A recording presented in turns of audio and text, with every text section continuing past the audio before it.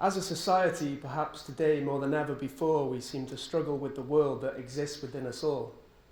The world we experience 24/7, I'm speaking of course about our feelings and thoughts. A quick look at the state of society offers good insight as to why that be the case, and there are indeed many good reasons why we each experience feelings of discontent, anger and unhappiness.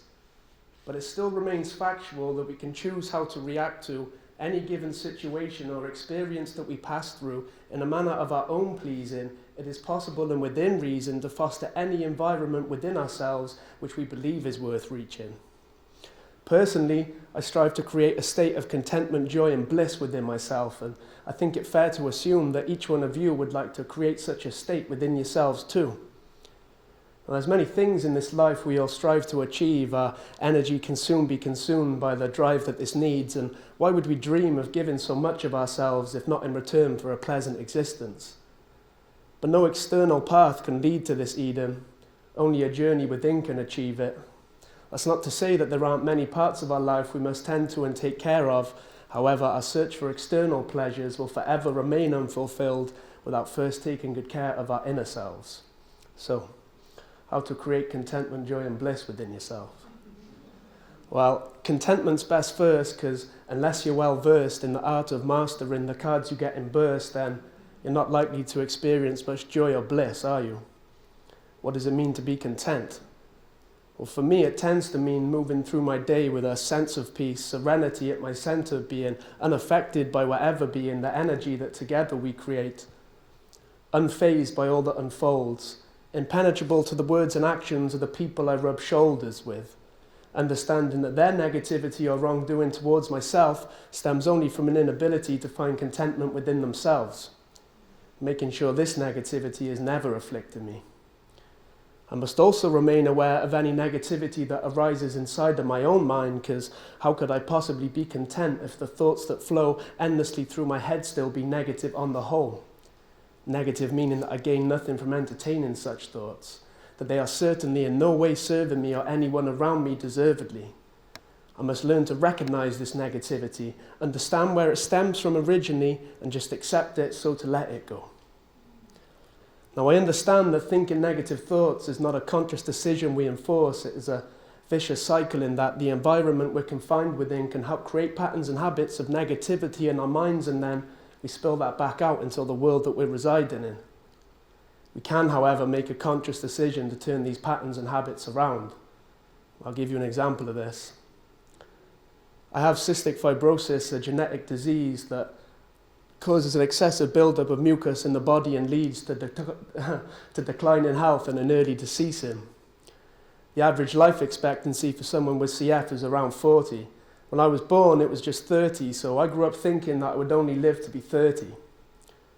Well, this never really troubled me until I turned 20, and it dawned on me suddenly that I was 2/3 of the way there and time was starting to run from me.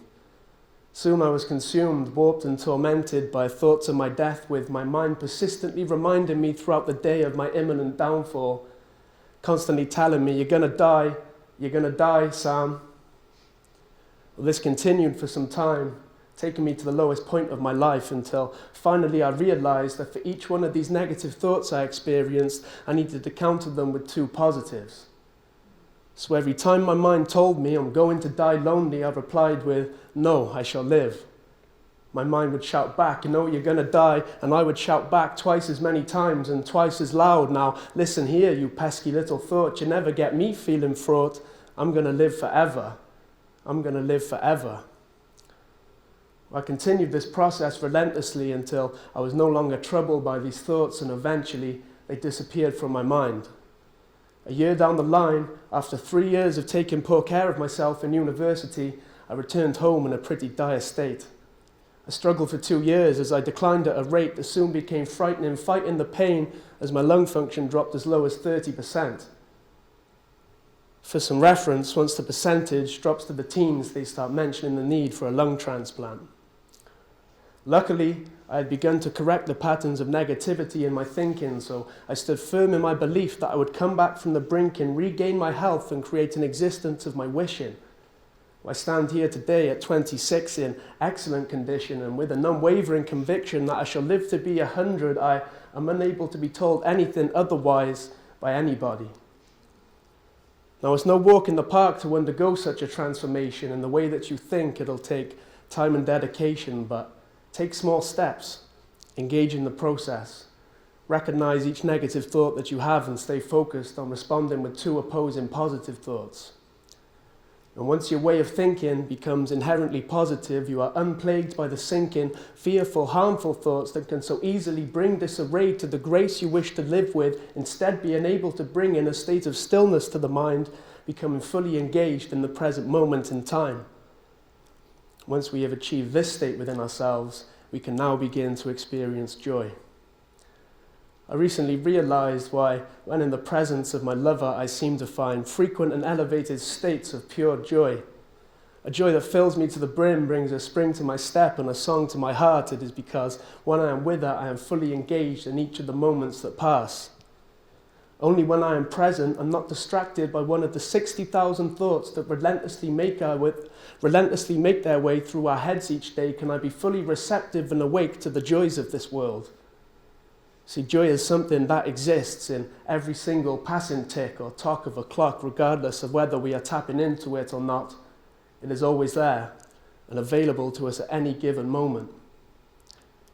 Now, it is possible to experience moments of joy without first being content within ourselves, and there's many ways in which you may wish to delve in order to access it.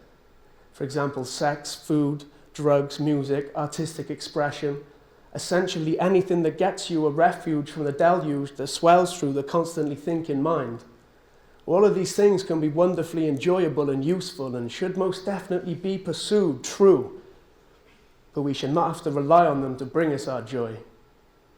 Because the pleasure derived from any such enterprise lies primarily in the stillness and presence provided, hence why the more someone struggles are born from the negativity and destructiveness in their thoughts, the more they will indulge in one of these activities, though this, of course, leads only to more problems.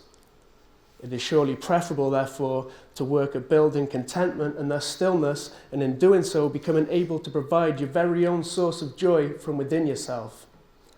Once you have done this, once you have nurtured a contentment that allows you to frequently access moments of pure joy, and we are now living in a state that can be suitably described as bliss, are we not?